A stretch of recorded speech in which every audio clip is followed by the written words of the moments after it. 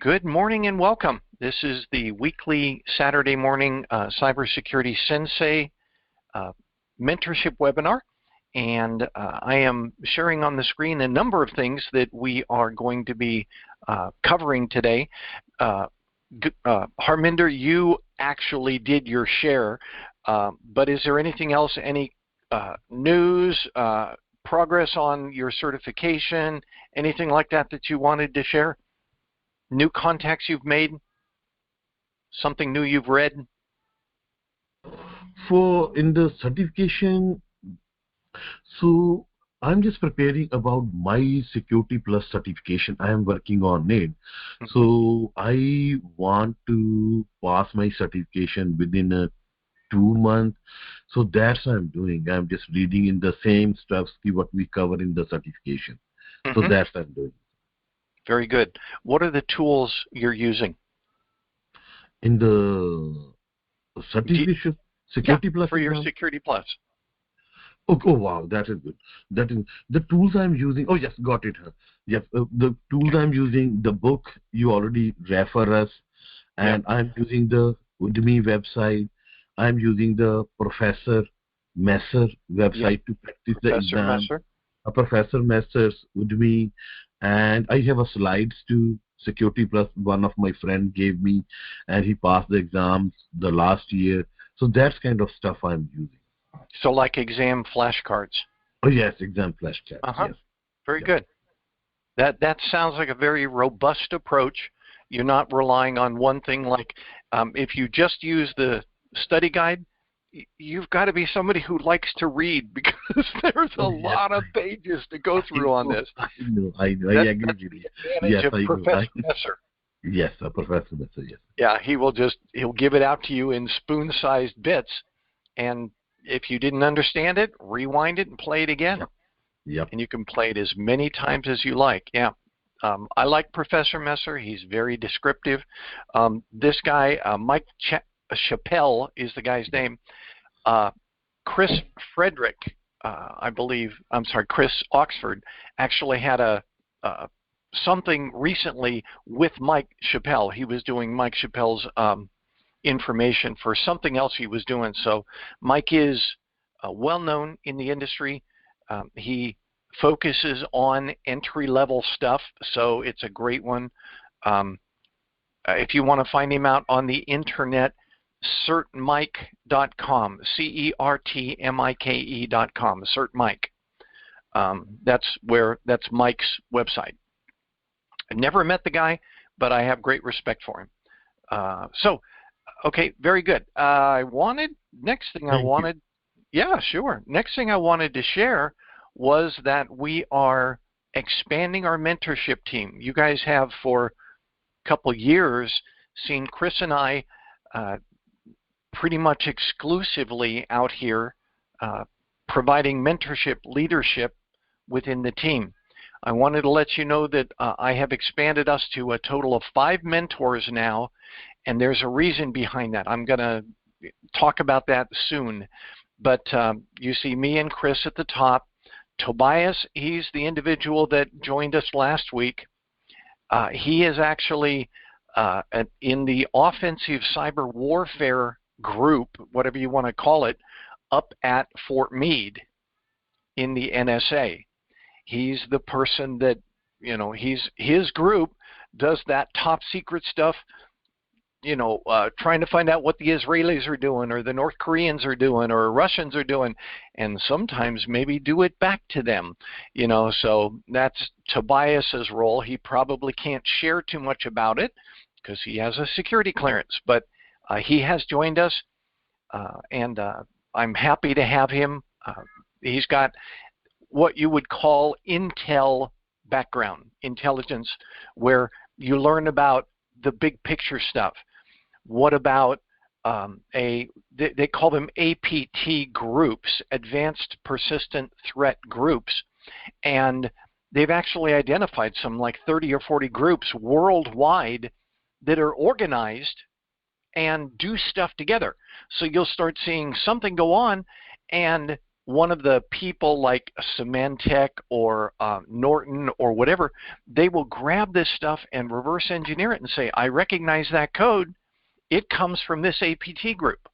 And you start, putting things together, and that's how they can attribute what seems to be an anonymous hacking attempt to a particular group. They use similar tools, they use similar techniques, it comes from similar countries, etc. So they tend to leave signatures that are used. And that's probably some of the things that Tobias does on a day-to-day basis. You can look at something and say, oh yeah, that's from Israel. Good stuff. It's nice to know. The next mentor that we're going to have is my wife, Dolly. She has been doing security and IT for a number of years, since over 20 years now, and she is a former PKI engineer. So she's got the engineering side, lots of information about things like dual factor or multi-factor authentication. I remember, and this may have been before you arrived, Harminder, but we had a little exercise among our team.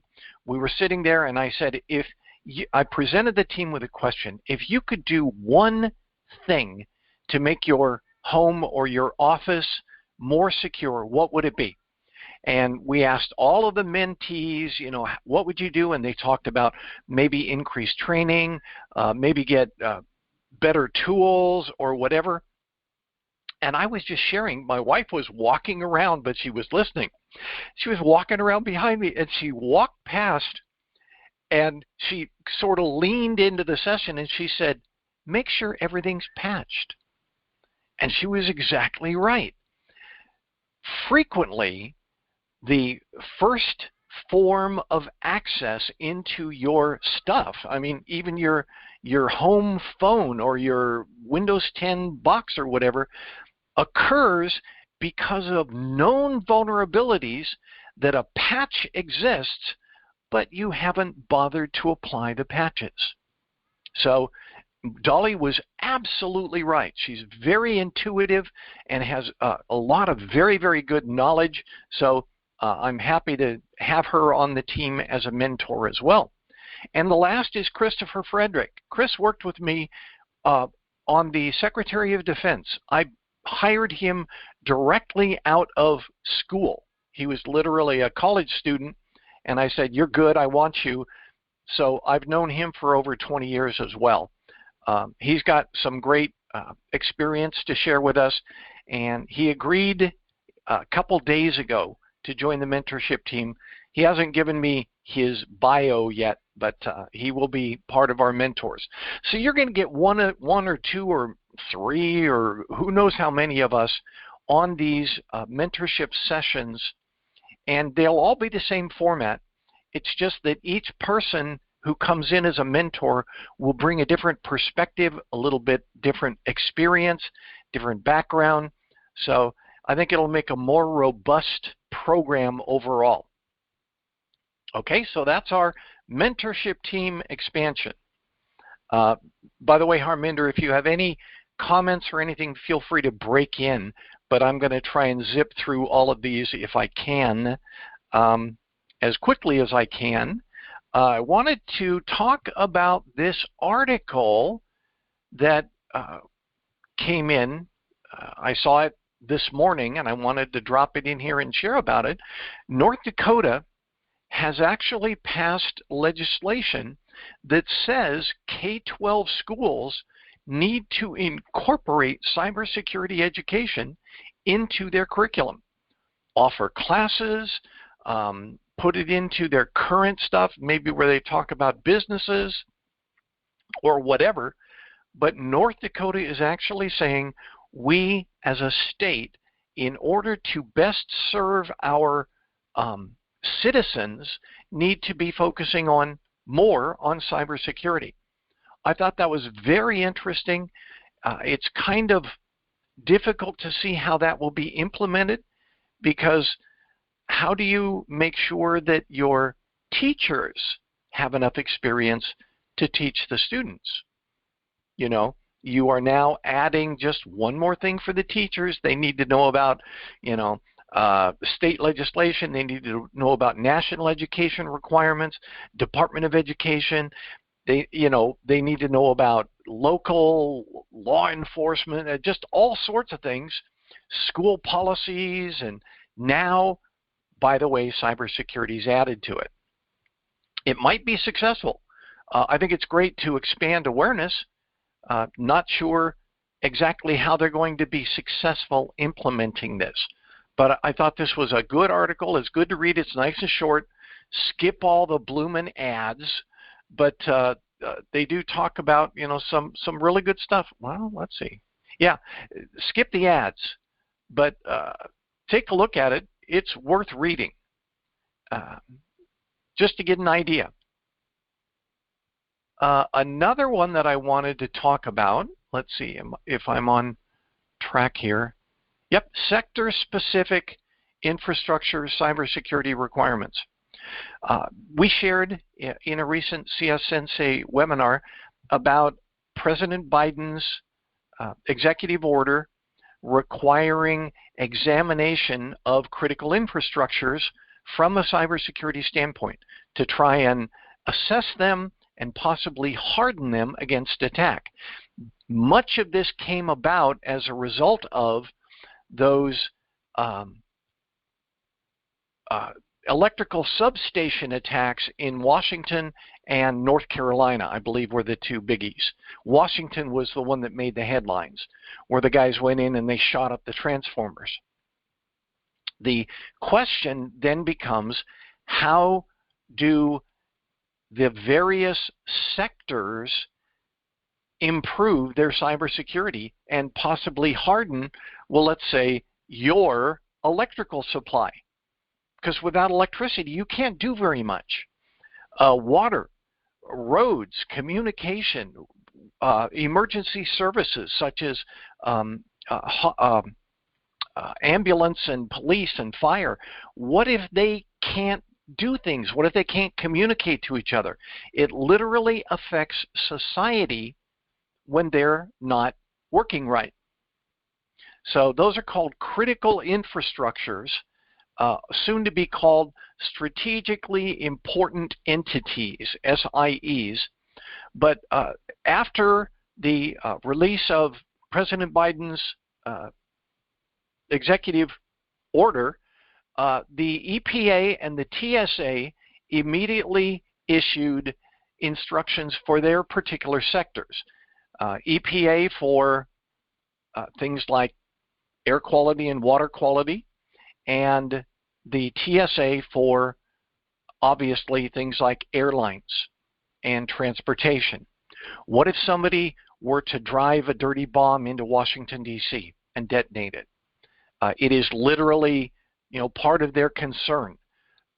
So this is a good one, and basically they say that, you know, for example, public water systems have failed to adopt basic cybersecurity best practices. Such things as making sure that access to that reservoir is behind a fence with locked gates or something like that. That could be a way to do it. Physical security could be part of it. Also, the control systems for things like dams or irrigation systems or canals or waterways, the control systems may not be as hardened. Also, on a separate network, control systems and business systems are not supposed to share the same network.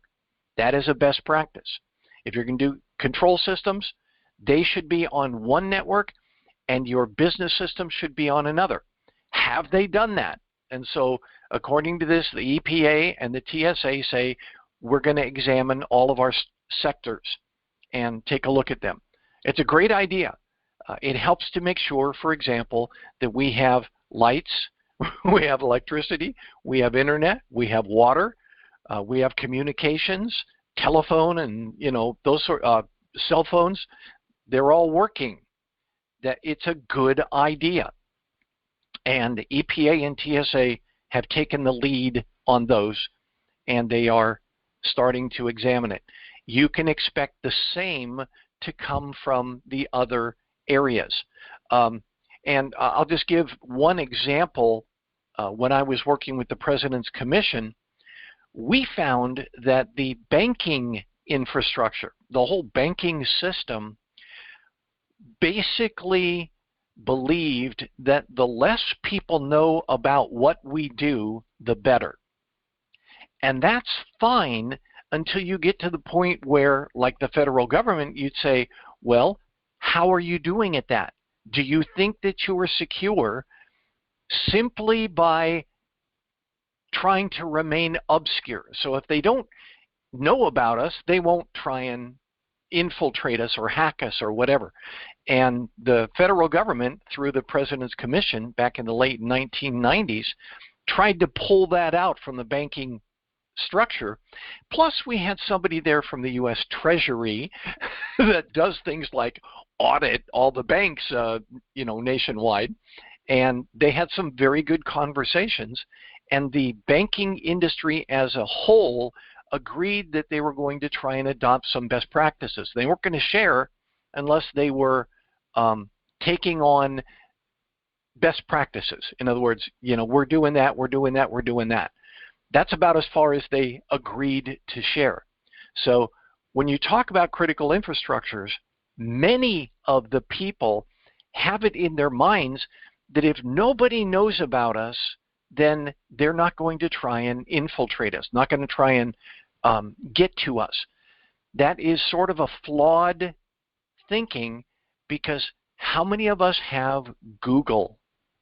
How many of us can do a Bing search? And so that Wells Fargo Bank operates in this manner and has all of these locations. And how do you know that? Well, you bank with them. So you got to be careful as a group and say, we're fine just so long as we don't share about what we do. Sometimes there is a benefit to sharing, especially within your sector. Others, banks sharing with banks. That's a good idea. Okay, so just something to think about. And again, this article, I put the link on our CS-Sensei Facebook page. And any questions or comments on that yet? Harminder, Johnny? I'm sorry, Jimmy? Comments, questions? No, sir, not at the moment. Okay. All right. Next one. Oh, yeah. I wanted to do some sharing. I've been kind of busy the last couple weeks. And it's about ready to come back full swing on us. So I wanted to share about this. I joined the Arizona Tech Council. And the reason I did is they were offering they call it a social event or a mixer event, where one of the Arizona Tech Council member companies hosts a mixer. The mixer is typically done after 5, so it's 5 p.m. on a weekday, and everybody comes from their jobs and hangs around and talks. A lot of people just standing around talking, but it was hosted by one Arizona Tech Council member company, and they did stuff like they demonstrated their drones that they use. And they literally gave their business presentation. This is what drones can do for you.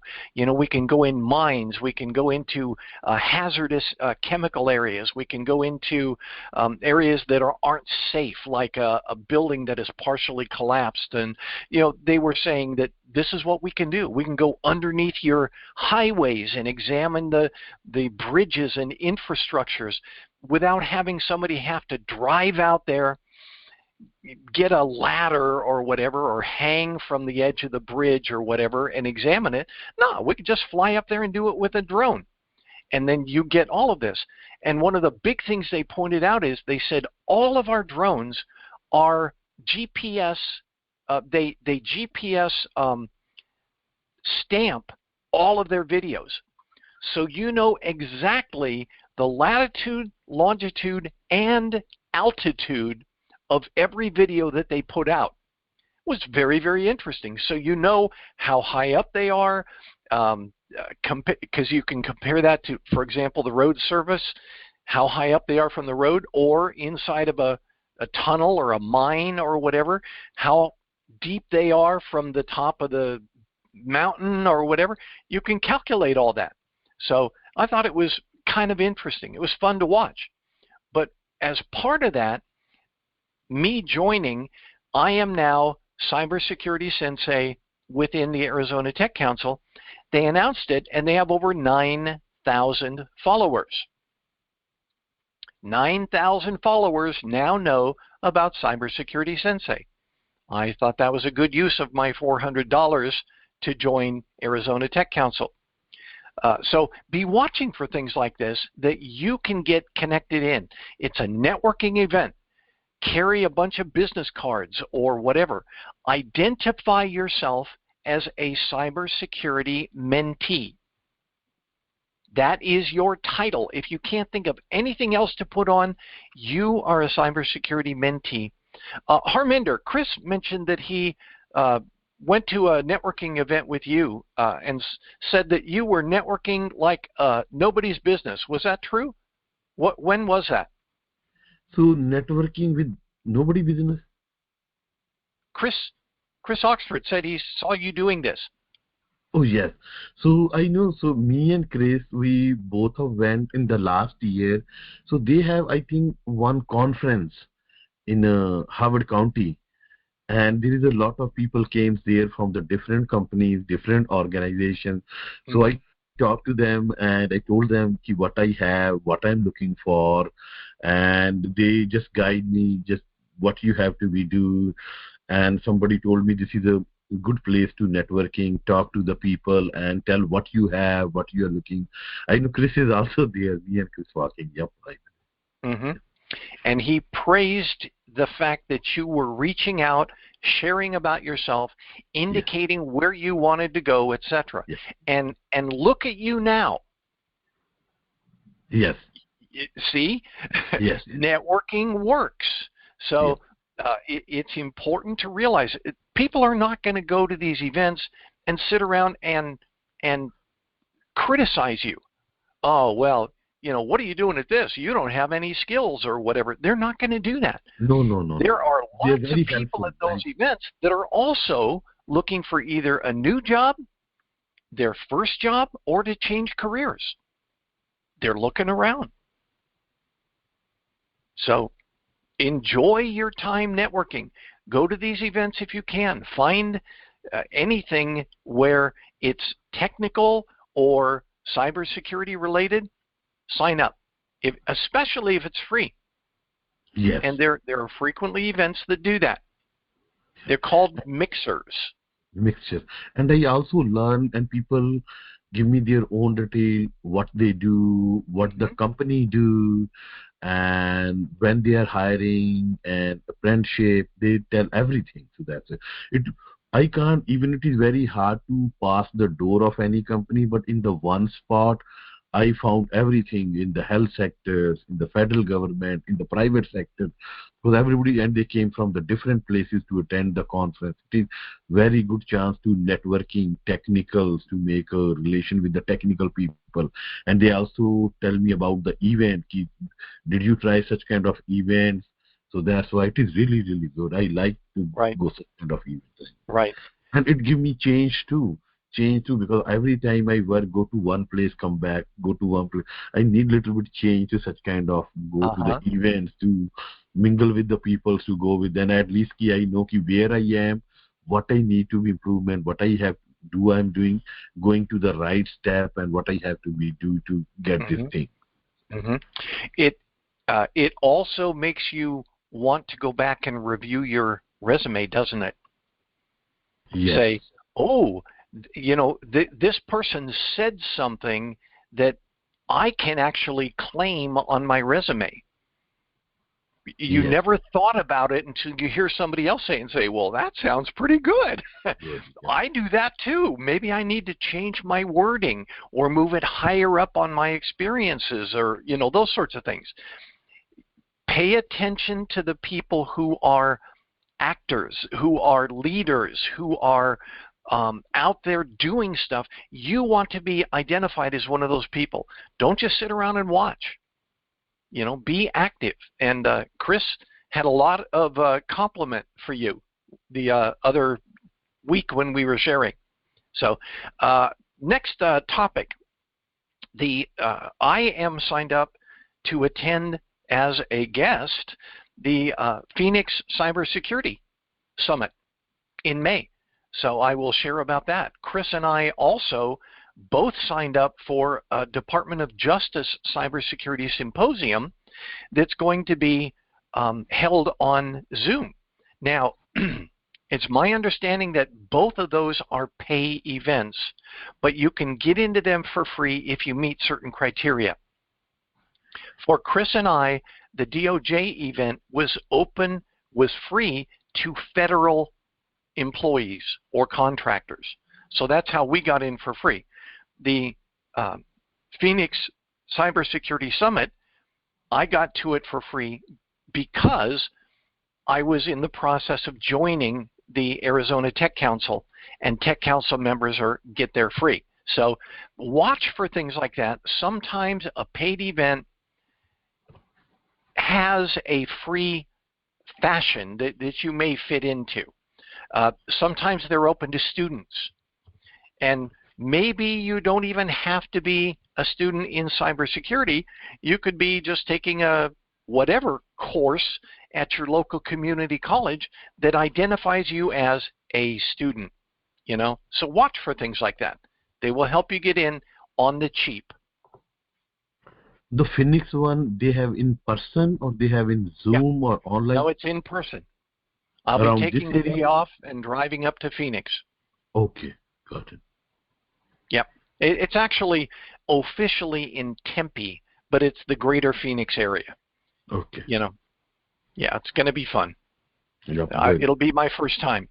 Oh, wow. Some news about contacts as well. Number one, Arizona Tech Council. Number two, I spoke with the program manager for a group called Mentoring at Department of Labor. And not only is she responsible for formal mentorships within the U.S., 17,000 members of the U.S. Department of Labor, she said, this is a perfect time for you to contact me. I am under an executive order by President Biden to make contact with and help to start a network or assess the success of mentorship programs, not cybersecurity, but just mentorship programs at all 104 HBCUs, which are historically black colleges and universities. She said, I've started and made contact with one, and that's Tuskegee University in Alabama. And she said, but Alabama? I think it's Alabama. She said, but I have to make contact with all of them by September. 104 colleges and universities in the next 6 months. And so she and I talked, and I shared information with her. I showed her the slide with our mentors. I showed her our code of ethics. I showed her our Facebook page. I showed her our YouTube page. I said, you know, we're ready to go. And she said, well, how big, you know, do you have a maximum size? I said, no, we're scalable. If we have a particular session that gets too busy, like if we get 20 mentees in every Saturday morning, then we're going to break out and start a weekday evening session. And if that gets too busy, we'll start another weekday evening, maybe a Sunday evening, or, you know, those sorts of things.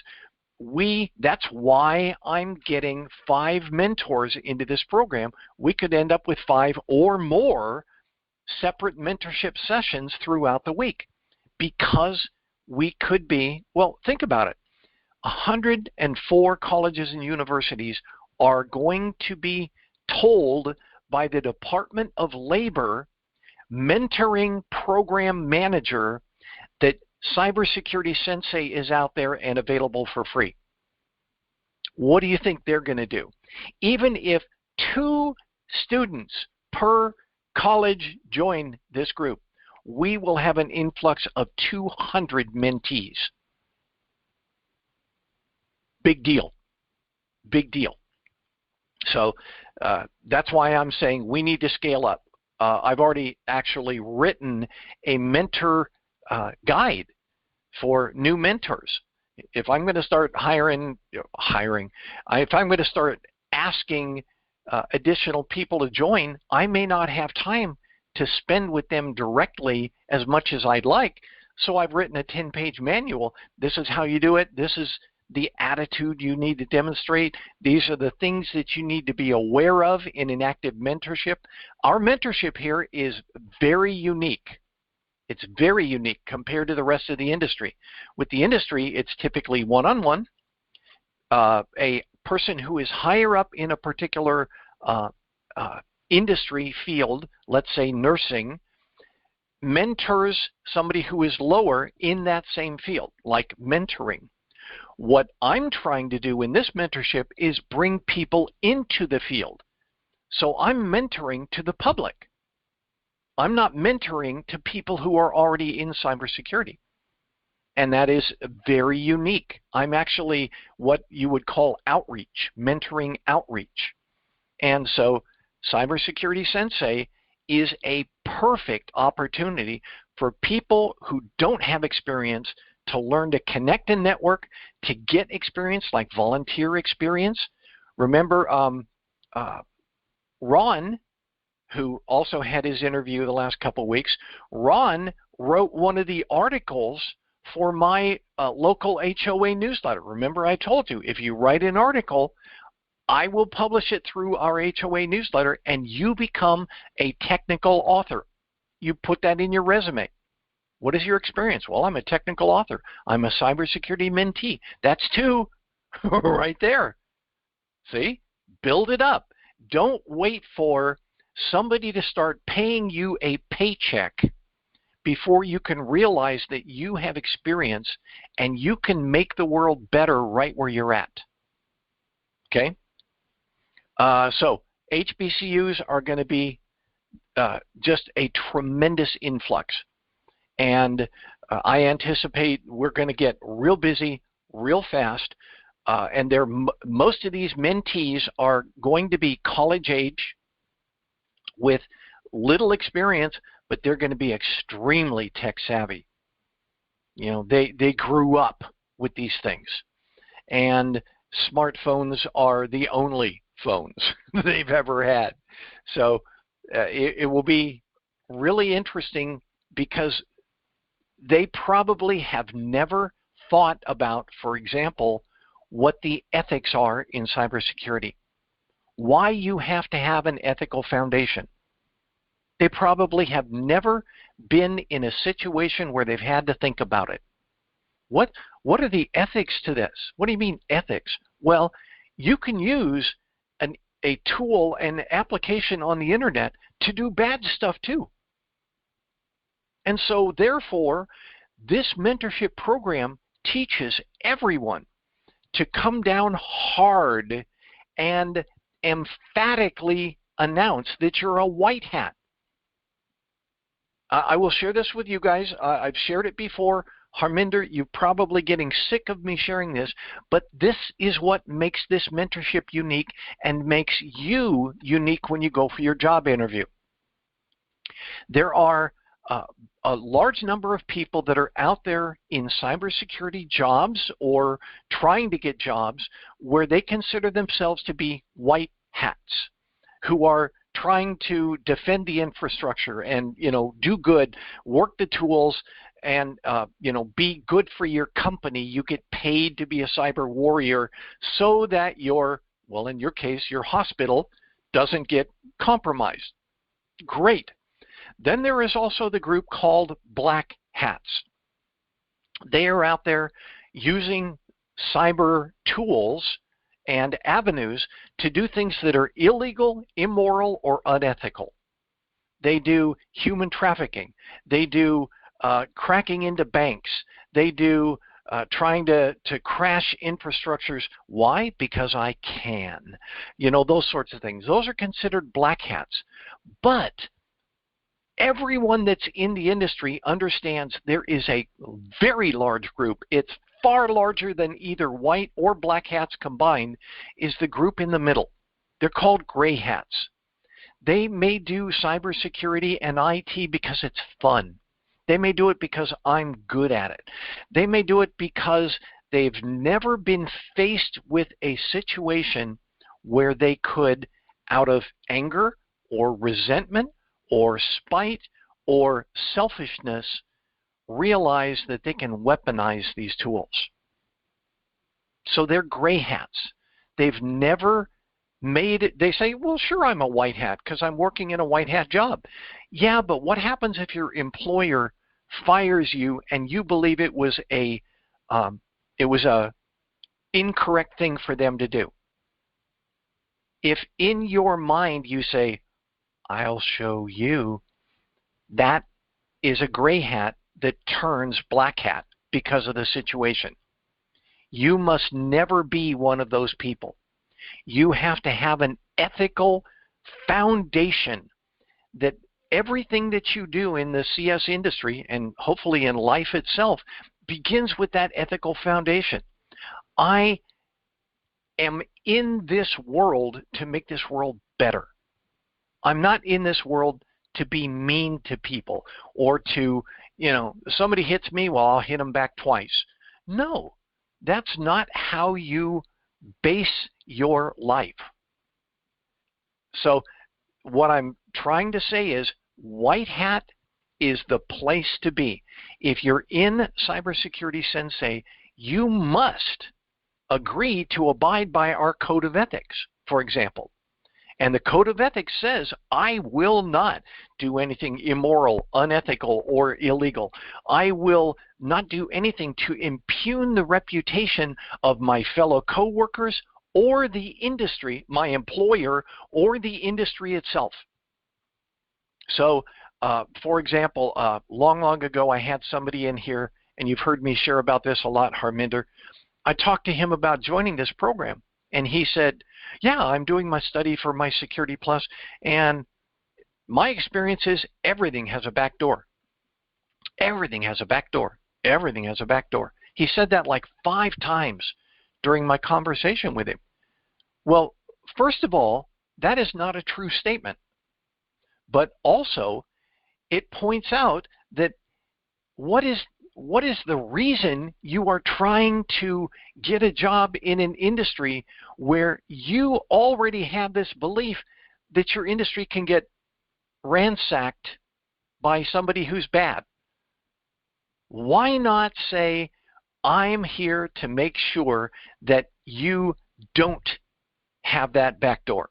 I'm here to help identify vulnerabilities and weaknesses and plot a course so that you, my employer, are better off having me here. You know? That's a white hat mentality. Not, gee, I like tech. I like IT. I like cybersecurity. So you'll see throughout the industry, they will announce things like certified ethical hacker. They will announce things like, they just had one, I think it's called, oh, I forget the name of it, but Microsoft, Linux, actually Ubuntu Linux, and other companies said, we will offer a reward if someone can hack into our systems. So you literally go in public and try and hack into, let's say, Windows 11. Well, okay, but guess what? That's also the environment that breeds those gray hats who go, if they can break into Windows 11, if I need to, I now know how I can break into Windows 11. So you got to be careful. When you are early on in the industry, don't focus on how to hack. Focus on how to strengthen the infrastructure, how to help your boss sleep better at night so that you become an immediate asset within your company, within your sphere of influence. And I've said this before, you're going to be that annoying voice at a party that walks in and says, hey guys, have you patched your phones? iPhones, you got a real big issue going on right now. Y'all need to patch. You know, if you don't remember how, let me know and I'll do it for you and hand you your phone back or whatever. You become a force for good, and therefore you become the resident expert within your sphere of influence. Your families, your friends, your organizations, your church, whatever. Even if you work in a grocery store, you can say, hey guys, have you patched your phones? It's a big deal. You need to make sure that you keep yourself safe. Oh, well, maybe I'll patch on my break. You then become the resident authority. People begin to trust you. And that's important. You need to have a circle where they all trust you. I think I shared with you when I was at Department of Labor in the service desk of all places. Whenever they had a security incident, and they've had some where Department of Labor has an intrusion, they will call together a Tiger team. And guess what? They call down to the service desk and say, send up Scotty. I walk into the room and everybody in the room knows my capabilities and trusts me. That's the reputation you want to build. You want to be somebody who is knowledgeable, but also somebody who has the ethical foundation to only use what you're doing and what you're learning for good. That's called a true white hat. So when you say my cybersecurity mentorship, it's not just cybersecurity. It's the ethical reasons why we have to have white hats. And oh, by the way, my mentor is a 100% white hat, and he's teaching me how to be a white hat as well. When I come to work for you, I'll be a white hat. I can assure you of that. So that's how you do it. Questions, comments? I've spoken a lot. Anybody?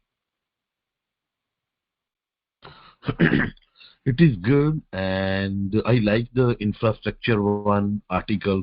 It is really interesting and knowledgeable, because every organization, every company, everything is depend upon the infrastructure, what infrastructure we have. That is the main thing. If the infrastructure is not working, it includes everything. How you explain about communication, roads, it depends upon what kind of the business that is good. And the second thing, the patches in the cybersecurity, we just want to make sure what policies and procedures we have to be followed to secure our organization, our business, and that is really good. White hackers, gray hackers, black hackers, that is also very important, especially for how you explain for the beginner just like me.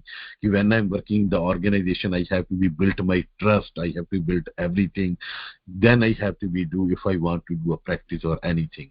So that right. we are here for community. We want to make a better community, not a bad. You give example, if somebody punch, we don't have to punch. It is really good, really, really good. I learned a lot for these things. Thank you. Very good. Very good. I mean, I think you guys can tell that I want to make this world a better place. My signature block for my cybersecurity, no, it's not cybersecurity, it's for my Yahoo account, which is my burner account. I put all of my ads and that sort of thing are in my Yahoo account. If I'm somewhere like I sign into Lowe's, and they say, well, what's your email address? I make sure to give that burner account. So all of the spam and all of the junk mail and, oh, we've got a spring sale going on. That's all in that burner account. So on that, in my signature block, I have a phrase that I learned many, many years ago, and I always put it in there pretty much to remind myself as well as people I correspond with, and it says, leave this world better than you found it. In other words, each day, each hour, each meeting you're in, each incident you face, you have the opportunity to make it better. So do that. When you're looking around, look around for areas that you can make things better. And that might be a great way to start. Okay? So the last thing I wanted to remind everyone is that we have a Facebook page, we've got an email list, we've got a YouTube page, I'm even out on LinkedIn. Please, you will help this group, you will help me personally if you do, like you see all of the YouTube creators say, please like, share, subscribe. It really helps me because it gets us known. We become more popular, more mentees come in, we start generating, I guess you'd call it synchronicity, where now the mentees are doing the majority of the sharing, not the mentors. You're actually talking to people who are at the same level, who are trying to do the same things you are. Instead of me talking about how, I got my first tech support job back in 1990, maybe you want something a little newer than that. Before that, I was a switchboard operator at a switchboard where you put the little plugs in the holes. That's kind of old. Maybe there are people who are, you're like, oh yeah, I work for T-Mobile. That's probably a better group to learn from. I mean, I'm all about certification. And again, remember, if you don't go for Security Plus, which is $370 to take the exam, go ahead and sign up for the ISC2 Certified in Cybersecurity certification.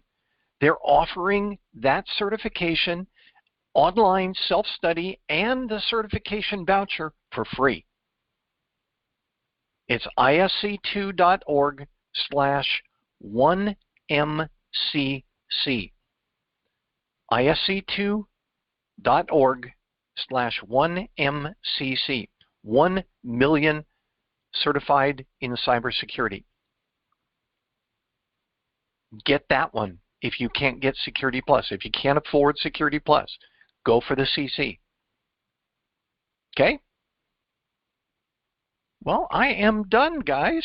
I hope this has been good. Did you guys have anything else? Any final things to say or share? Yes, I have a question. Yes, sir. What is patching, and how could I patch my phone? Oh, I have an Android phone, Yes. and so yours may not be the same. If you have an iPhone, Apple will announce software updates. It'll say version 16.2 or 16.22 or 2.1 or those sorts of things. That's what I mean when I say software updates, patches. They're all incorporated together into what they call software updates. But you have the same thing on your Windows computer, your Apple computer. They all have the ability to update. And if you... The notification pop up and it says software update, do you want to do it now or later? Yes. Okay. Yes. And I highly recommend that you don't do it later. Let me share. I'm going to share my screen. One last thing I will point out to you is, hopefully, okay, there. When you are in, let's say, your Windows 10 computer, you can always check for updates. It's Windows 10 or Windows 11. Click on the Start menu and type the word check. Okay. And it says check for updates. So, okay, open it up. And I'm going to minimize this so you don't see all this other stuff. And it says Windows Update. It says you're up to date. The last time we checked was today at 4:11 a.m. Well, you can click on Check Updates anytime. And usually what will happen if it's been an hour or two, is, yep, see, the Microsoft Defender antivirus has already had updates in the last couple hours. So if something really big is going on, you could patch a couple times each day to make sure that you're not caught in it. Then also, if you look down here, it says there are optional updates. And if you click on that, here's one, and it says it's a cumulative update preview. Now that's important. The preview means that it's not an official update. They're just showing you what it's going to look like when you get to this other version. So I haven't applied that one, but it's out there in case you want to.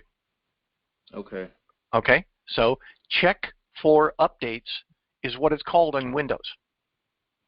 All right? Yes, sir. All right. That's all I got, guys. I hope you all have a great Saturday and a better weekend. Thank you. Thank you, Okay. and you too. It is a good topic, and it is a good lessons today. I learned a lot. It is really, really good. Thank you. Sure, Harminder. Take care. You guys have a great one. Thank you. Bye-bye.